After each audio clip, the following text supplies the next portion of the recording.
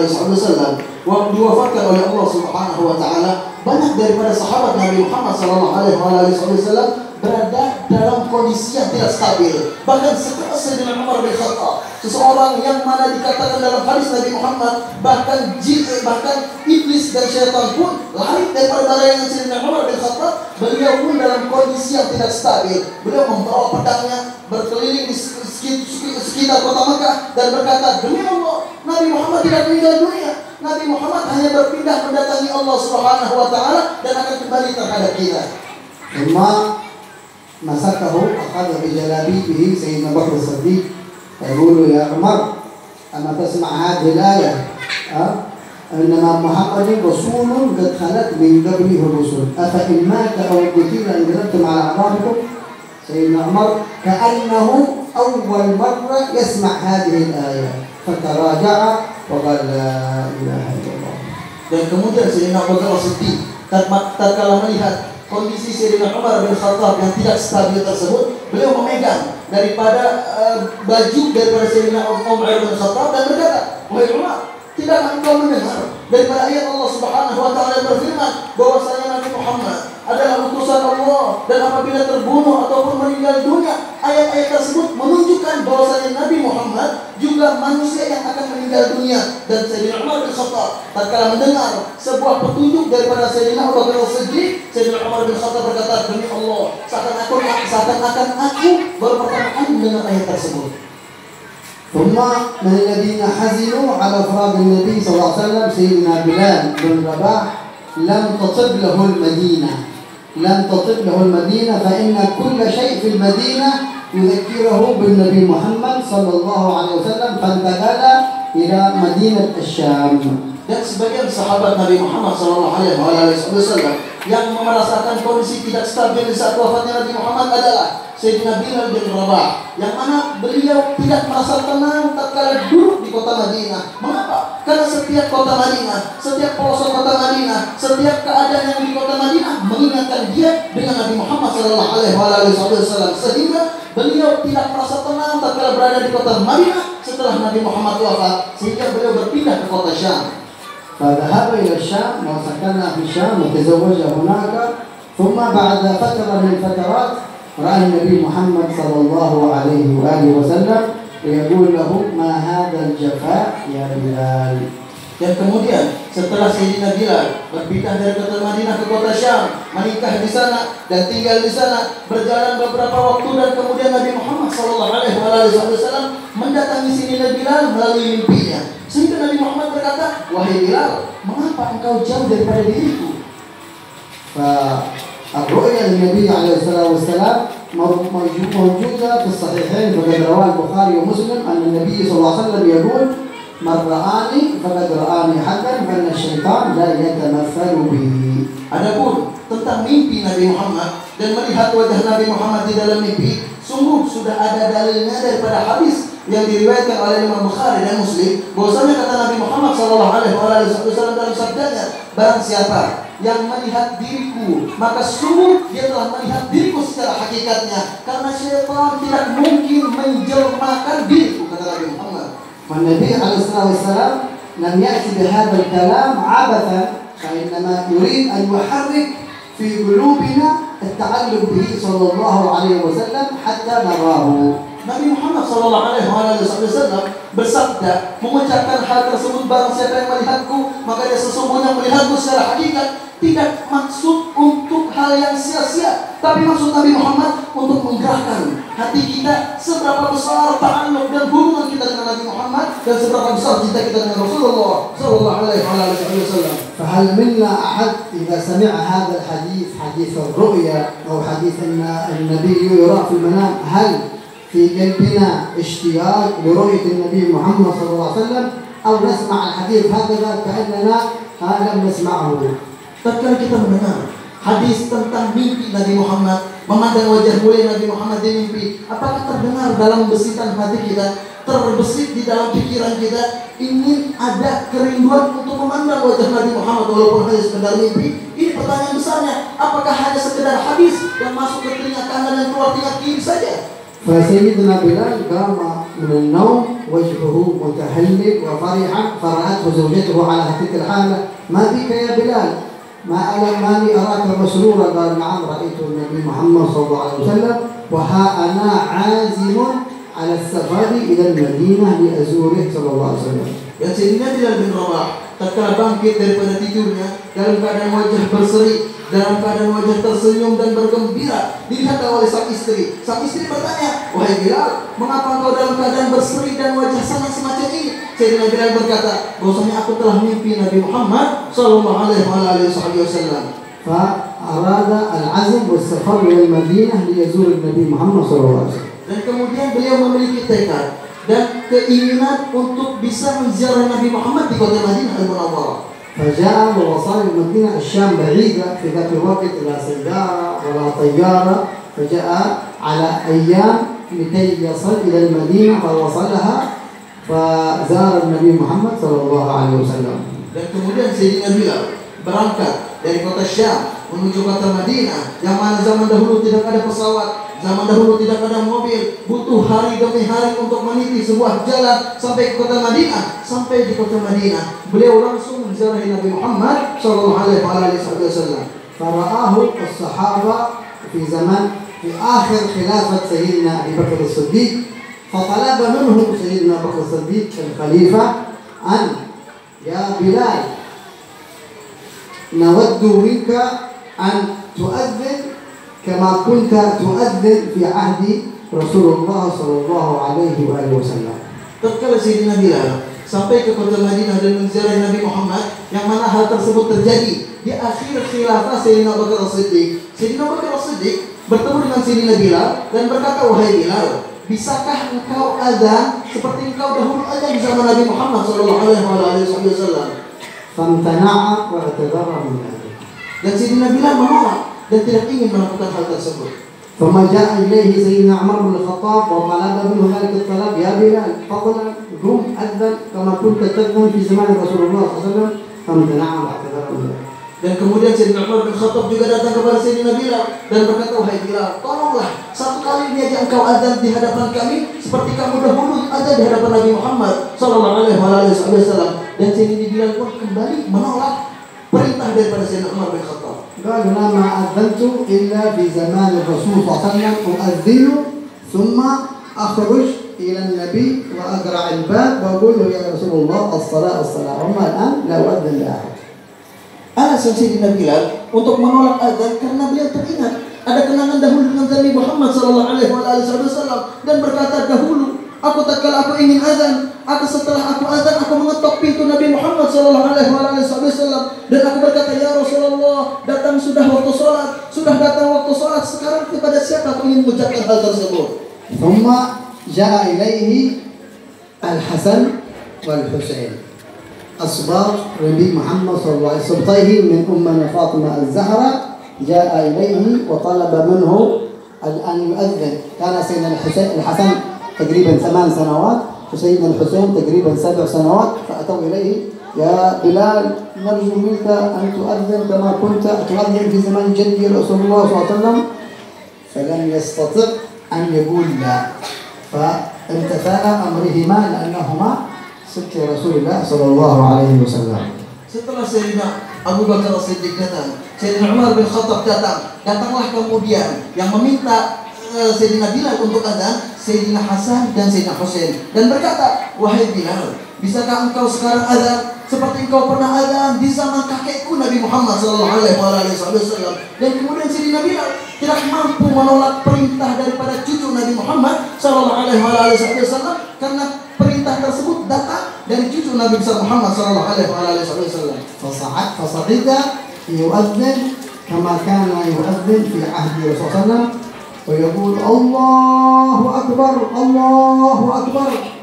المدينة ارتجت صوت سمعوه في زمان رسول الله أو بعث رسول الله خرجوا الرجال من البيوت يجرون في شوارع المدينة.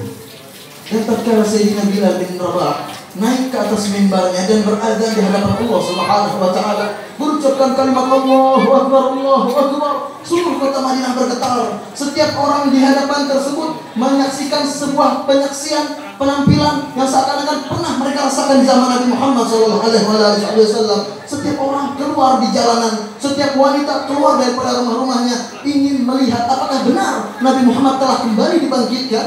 Hatta yaqul 'inda syahadatin asyhadu an la ilaha illallah asyhadu an la ilaha illallah kharaj an-nisa wal awlad wal 'adara شوارع المدينة امتلأت يظنون أن النبي بعث مرة أخرى لأنهم سمعوا صوت بلال. Bahkan di saat sampai di sebuah kalimat asyhadu an la ilaha illallah asyhadu an la ilaha illallah, seluruh wanita dan seluruh anak-anak memenuhi jalanan berkumpul di sekitar masjid Nabi Muhammad SAW. Sebagian daripada mereka berteriak, apakah benar Nabi Muhammad kembali dibangkitkan ke muka bumi ini? Karena mereka mendengar sebuah azan yang pernah mereka dengar dahulu di zaman Nabi Muhammad SAW. ثم وصل إلى أشهد يوما حزينا مثل ما ذاك اليوم بعد وفاة النبي محمد صلى الله عليه وسلم. Bahkan sampai ke sebuah kalimat asyhadu anna Muhammadar Rasulullah. Ucapan tersebut kemudian terhenti di tenggorokan Sayyidina Bilal bin Rabah sehingga beliau menangis dengan tak henti-hentinya. Bahkan seluruh kota Madinah yang menyaksikan hal tersebut juga ikut menangis. Bahkan disebutkan dalam sebuah riwayat bahwasanya tidak ada waktu dan saat yang mana seluruh kota Madinah pernah menangis dan tersedih seperti waktu daripada Sayyidina Bilal mengucapkan kalimat asyhadu anna Muhammadar Rasulullah. صلوا على محمد. لابد من مسلم المؤمن يكون عنده شعور بالفرح ايضا والحزن في رسول الله صلى الله عليه وسلم. Seharusnya setiap individu daripada kita, mukmin dan mukminat, memiliki perasaan, memiliki rasa senang, juga memiliki rasa sedih ditinggalkan oleh Nabi Muhammad. وعند قراءة كتبهم تحضر. Bahkan roh-rohnya para wali, roh-rohnya para kaum salihin, tatkala kitab-kitab mereka, qasidah-qasidah mereka dilantunkan dan dibaca, mereka pun dengan arwahnya juga hadir bersama kita. هناك في قصة سمعناها في كلام الحبيب أحمد بن عمر بن صميط، كان من شيوخ العبادلة الذين عاشوا في حضرموت. الحبيب أحمد بن عمر بن صميط داعية كبير وعالم كبير وولي كتب كبير، يروي لنا هو بنفسه في كلامه في ذات مرة من المرات. Bahkan beliau menukil daripada ucapan Al-Habib Ahmad bin Umar bin Smith di dalam kitabnya meriwayatkan sebuah cerita terhadap kita, yang mana Al-Habib Ahmad bin Umar bin Smith adalah seseorang daripada wali Allah Subhanahu wa taala, kaum salihin, dai di hadapan Allah Subhanahu wa taala. قال في الكتاب أو في كلامه كان رضي الله عنه يقرأ عنده الحبيب عبد الله بن حسين بن طاهر صاحب قصيدة يا أرحم الراحمين، يقرأ في الروحة يقرأ في كتاب اللامية. هذه اللامية قصيدة للحبيب علامة الدنيا عبد الرحمن بن عبد الله بن فقيه. من يقرأ؟ عبد الله بن حسين بن طاهر، إمام عظيم، يقرأ في لامية الحبيب عبد الرحمن بن عبد الله بن فقيه. Tatkala hal tersebut terjadi, Al-Habib Ahmad bin Umar bin Smith di hadapan Al-Habib Abdullah bin Hasan al-Tahir membaca kitab Lamiyah. Kitab Lamiyah adalah karangan daripada Allamah Dunia Al-Habib Abdul Rahman bin Abdullah bin Faqih. وفي ذلك الروحة الحبيب أحمد بن عمر بن سمير لم يتكلم بشيء. في طول الروحة يسكت، العادة أنه يتكلم، يبحث شيء من مسائل، يعلق على الكتاب، يتكلم في شيء من المواضيع، إلا في تلك الساعة وفي تلك الليلة طوال الروحة لم يتكلم. الحبيب أحمد بن عمر بن سمير sepanjang majlis duduk bersama Habib Abdullah bin Hasan al-Tahir, beliau tidak ada berbicara sedikit pun. Padahal kebiasaannya beliau tatkala mendengar sebuah kitab atau qasidah, beliau memberikan sebuah komentar dan kemudian beliau menjelaskan dan terkadang membahas sebuah masalah di dalam kitab tersebut. Tetapi di majlis tersebut beliau terdiam, tidak berkata sedikit pun. ثم سئل بعد الروحة يا حبيب نحن تعجبنا، العادة أنك تتكلم في بالروحة بعض الكلام الفوائد أو شيء، ولكنك ذلك اليوم ما تكلم. قال نعم استحييت لم أتكلم. لماذا؟ قال حضر في الروحة أرواح، 2 أرواح، أما الروح الأول وهو جد الحبيب عبد الله بن حسين بن طاهر بن هاشم أو محمد بن طاهر بن هاشم، أتى ليسمع قراءة حفيده، ونستحييت وروحه ترفرف في المجلس. وأما الروح الآخر الحبيب عبد الرحمن بن عبد الله بن فقيه حضرت روحه، أتى ليسمع لاميته، فاستحييت منهما ولم أتكلم في حضرتهما. وهذا دليل على الأرواح تحضر عند قراءة القصائد وعند قراءة الكتب، فكيف بقراءة مولد النبي محمد صلى الله عليه وسلم. Dan tatkala Al-Habib Ahmad bin Umar bin Sumit berdiam tidak berbicara di dalam majelis tersebut, Al-Habib Abdullah bin Husain bertanya, "Wahai Habib, terbiasanya engkau tatkala kita membaca kitab di hadapan engkau mungkin menta'liq, engkau mungkin memberikan sebuah komentar atau memberikan sebuah penjelasan, tapi mengapa kami melihat sebuah penampilan yang sangat aneh, engkau tidak sedikit pun berbicara?" Al-Habib Ahmad bin Umar bin Sumit berkata bahwasanya di saat majelis kita ini aku melihat ada dua ruh yang hadir bersama kita. Ruh pertama adalah Habib Tahir bin Hashim bin Tahir, atau Al-Habib Muhammad bin Tahir daripada Al-Habib Abdullah bin Husain bin Tahir, kakek yang mana hadir ingin mendengar bacaan daripada anak cucunya. Dan juga kata beliau, yang hadir bersama kita adalah Habib Abdurrahman bin Abdullah bin Faqih, ingin mendengar sebuah ucapan daripada qasidah yang beliau tulis yang dibaca oleh Habib Abdullah bin Husain bin Tahir. Hal tersebut sebenarnya menunjukkan dan menggambarkan kepada kita bahwasanya tatkala kita membaca qasidah atau kitab-kitab para walinya Allah Subhanahu wa taala, mereka ikut hadir bersama kita. Bagaimana tatkala kita membaca Maulid Nabi Muhammad sallallahu alaihi wasallam? ولذلك عندما نحضر المولد نحضر بالنية الصالحة، نحضر عسى أن تلحظنا نظرا من النبي صلى الله عليه وسلم، تلحظنا رحمة النبي صلى الله عليه وسلم، تغفر ذنوبنا بهذه الموائد وفي هذه المساجد وفي هذه الموالد. Dan hal tersebut seandainya tatkala kita berada di majelis maulid semacam ini, seharusnya kita memiliki niat yang banyak, tanamkan di dalam diri kita ingin dipandang oleh Nabi Muhammad, ingin mendapatkan rahmat daripada Nabi Muhammad, ingin diampuni seluruh dosa dan maksiat kita di hadapan Allah Subhanahu wa taala dengan sebab majelis maulid yang kita baca seperti ini. والخدمة في مثل هذه المجالس عظيمة، والخدمة في مثل مجالس العلم عظيمة. وقد ثبت وورد في كلام الحبيب علوي بن عبد الله بن شهاب، كان كل ليلة في مجلس نفسه يرض القهوة، عندنا كان هذا يسمونه جفل البن، هذا يرضه ثم يقليه قليا ثم يعد القهوة، ثم قالوا أصحابه هذا علوي بن شهاب ما بيفهم شيء ولا بيعرف شيء، هذا بس يسوي القهوة ما بيكون عالم. Dan juga setiap orang yang berkhidmah membantu daripada majelis-majelis mulia semacam ini, pernah beliau mengambil sebuah menukil daripada cerita Al-Habib Alwi bin Abdullah bin Shihab, yang mana beliau selalu hadir di maulid gurunya Al-Habib Abdurrahman Al-Masyhur. Beliau hanya pembuat kopi, ada bijian kopi dan kemudian beliau olah dan beliau jadikan sebuah kopi. Orang-orang sekitar ini mereka berkata, Habib Ali bin Shihab ini tidak bisa apa-apa, nggak paham apa-apa, nggak ngerti apa-apa. Itulah ucapan mereka terhadap Habib Ali bin Abdullah bin Shihab.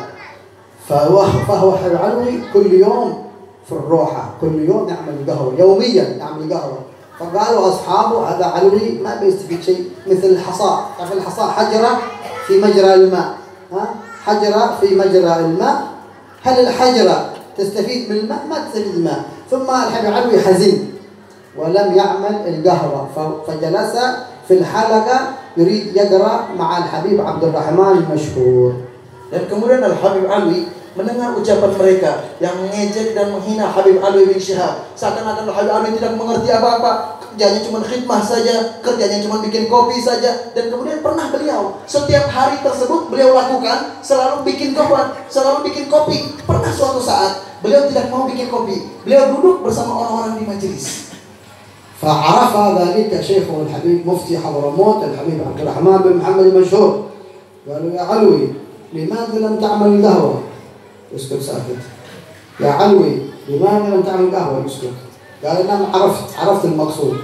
قم يا علوي اعمل القهوة مثل العادة، مثل عادتك، وإنك بتسبق جميع أصحابك، كلهم غير أصحابك اللي يتكلموا عليك بتسبقهم كشفا منه شيخ الحبيب عبد الرحمن بن محمد المشهور. Di saat Al-Habib Ali bin Syihab hadir dan duduk di majelis semacam ini, tidak kembali berkhidmah membuat kopi, Al-Habib Abdul Rahman seorang guru Al-Masyhur, beliau bertanya, "Wahai Alwi, mengapa engkau tidak bikin kopi?" Al-Habib Alwi diam. "Wahai Alwi, mengapa engkau tidak membuat kopi?" Habib Alwi diam. "Wahai Alwi, mengapa engkau tidak membuat kopi? Ketahuilah, buatlah sekarang kopi dan engkau akan mengungguli seluruh orang yang hadir di sebuah majelis ini." Subhanallah, dari kasyafnya Habib Abdul Rahman bin Muhammad Al-Masyhur terhadap Habib Alwi, yang hal tersebut terjadi sampai sekarang ini. سبحان الله. كان ذاك الوقت الحبيب علوي عمره 15 سنة أو 16 سنة، فتوفي شيخه الحبيب عبد الرحمن المشهور وكان عمر الحبيب علوي 17 سنة.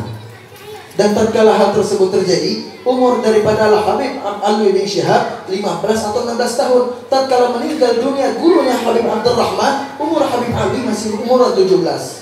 سبحان الله، بعد سنين وأعوام تحقق كلام شيخه الحبيب عبد الرحمن المشهور، فكان الحبيب علوي يعني عين من أعيان تريم وولي من أولياء تريم. كل الأولياء في تريم أو كل الصالحين يمتثلون أمره ويأتون إلى عنده يستشيرونه، الحسادة والحبايب والمشايخ والعبيد، كل الطوائف في البلاد يأتون عنده للاستشارة والتبرك والدعاء، فكان قلب تريم وعين تريم في زمانه.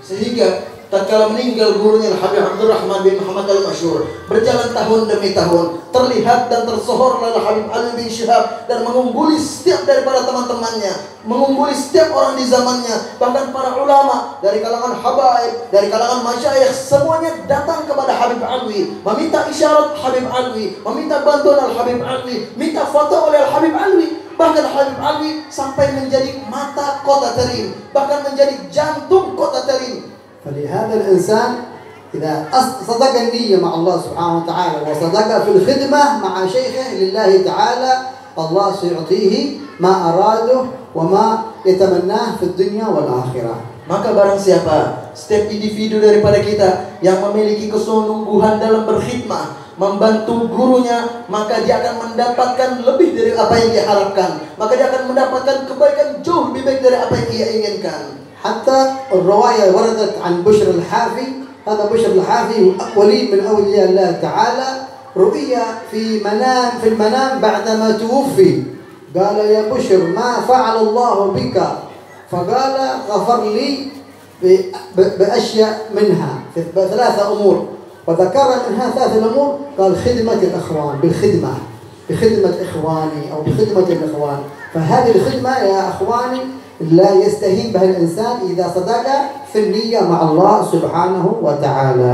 Dan diriwayatkan dari Sayyidina Bishr Al-Hafi, beliau tatkala meninggal dunia, ada kaum salihin melihat beliau di dalam mimpi, sehingga bertanya, "Wahai Bishr, apa yang telah diperlakukan oleh Allah Subhanahu wa taala terhadap dirimu?" Sayyidina Bishr Al-Hafi menjawab, "Allah Subhanahu wa taala telah mengampuniku dengan beberapa hal. Salah satunya adalah dengan berkhidmah terhadap saudaraku semuslim, berkhidmah dan membantu saudara-saudaranya semuslim." Maka dari sinilah kita tanamkan dalam diri kita untuk bisa berkhidmah terhadap orang sekitar kita agar Allah Subhanahu wa taala memudahkan langkah kaki kita sampai kepadanya. كذلك الشيخ علي باراس مع الشيخ الحبيب عمر بن عبد الرحمن العطاس جاء إلى عنده يريد يتعلم، قال قم أول الخدمة، قم للخدمة. سبحان الله، سنوات عنده الخدمة، ثم أتى ليقرأ عليه، قال الآن تعال للقراءة، وقرأ عليه في بداية الهداية، في البداية فقط. لما وصل إلى قول الغزالي وها أنا أشير إليك ببداية الهداية، قالوا قف يا علي إلى هنا، ونظر إليه نظرة أوصله إلى الله سبحانه وتعالى. Seperti juga terjadi terhadap Syekh Ali Baras, yang mana beliau adalah murid daripada Habib Umar bin Abdurrahman Al-Attas, sahib Ar-Ratib. Beliau tidak belajar dari hadapan Habib Abdurrahman, hanya berkhidmah, khidmah demi khidmah, khidmah demi khidmah, sampai di suatu saat tatkala Habib Umar bin Abdurrahman ingin memanggil Sayyidina Ali, Syekh Ali bin Abdullah Baras untuk membaca kitab di hadapannya, mengambillah Syekh Ali Baras kitab Bidayatul Hidayah, hanya membaca pada barisan awal saja. Wah, ana usyiru bi Bidayatil Hidayah. Inilah aku isyaratkan dengan Bidayatul Hidayah. Sehingga tatkala sampai di bacaan tersebut, Habib Umar bin Abdurrahman Al-Attas mengatakan, stop daripada bacaanmu, dan memandang kepada Syekh Ali Baras dan langsung sampaikan kepada Allah Subhanahu wa taala. Setiap ilmunya, amalannya langsung menjadi orang yang mewali di hadapan Allah Subhanahu wa taala. Sallu ala Muhammad. Nasallallahu subhanahu wa ta'ala an yaj'alna wa iyyakum 'abid ihsan wa 'abid imtinan. Dan semoga Allah Subhanahu wa taala menjadikan setiap individu daripada kita hamba yang diperlakukan baik oleh Allah dan hamba yang selalu dianugerahi oleh Allah Subhanahu wa taala. Nasallallahu subhanahu wa ta'ala bi barakat miladin Nabi Muhammad sallallahu alaihi wasallam an yaqdi jami' hajatina ad-dunyawiyyah wal ukhrawiyyah. Dan semoga Allah Subhanahu wa taala dengan berkat Maulid Nabi Muhammad sallallahu alaihi wasallam mengabulkan hajat duniawi dan ukhrawi kita. Nasallallahu subhanahu wa ta'ala bi barakat bilad Nabi Muhammad alaihi wasallam an yashfi jami' amradana. Dan semoga Allah Subhanahu wa taala dengan berkat Maulid Nabi Muhammad menyembuhkan setiap orang yang sakit daripada kita. Nasallallahu subhanahu wa ta'ala bi barakat milad Nabi Muhammad an yuslih auladana wa man fi biyutina. Dan kita meminta kepada Allah Subhanahu wa taala dengan berkat Maulid Nabi Muhammad, Allah memperbaiki keluarga-keluarga kita dan setiap orang yang ada di rumah kita. Nasallallahu subhanahu wa ta'ala bi barakat milad Nabi Muhammad alaihi wasallam an yubarik lana fi a'marina wa arzaqina. Dan kita meminta kepada Allah, semoga Allah Subhanahu wa taala dengan berkat Maulid Nabi Muhammad, Allah Subhanahu wa taala memberkahi umur-umur kita, memberkahi harta dan rezeki kita. Nasallallahu Subhanahu wa taala an yumitana wa iyyakum ba'd umur tawil ala husnul khatimah. Dan kita meminta kepada Allah Subhanahu wa taala, Allah Subhanahu wa taala memberikan kita umur yang panjang dan kita diwafatkan dalam keadaan husnul khatimah. Allah Subhanahu wa taala yajma'na wa iyyakum fi dhilli 'arsyih yaum al-qiyamah. Dan semoga Allah Subhanahu wa taala kumpulkan kita di bawah naungan 'arsy Allah Subhanahu wa taala di hari kiamat. Nasallallahu Subhanahu wa taala yajma'na wa iyyakum 'ala hawd Nabi Muhammad sallallahu alaihi wasallam. Semoga Allah Subhanahu wa taala mengumpulkan setiap individu daripada kita di dalam telaganya Nabi Muhammad sallallahu alaihi wasallam. Hada minni wal 'afu minkum. Assalamualaikum warahmatullahi wabarakatuh. Kurang dan lebihnya mohon maaf. Wassalamualaikum warahmatullahi taala wabarakatuh.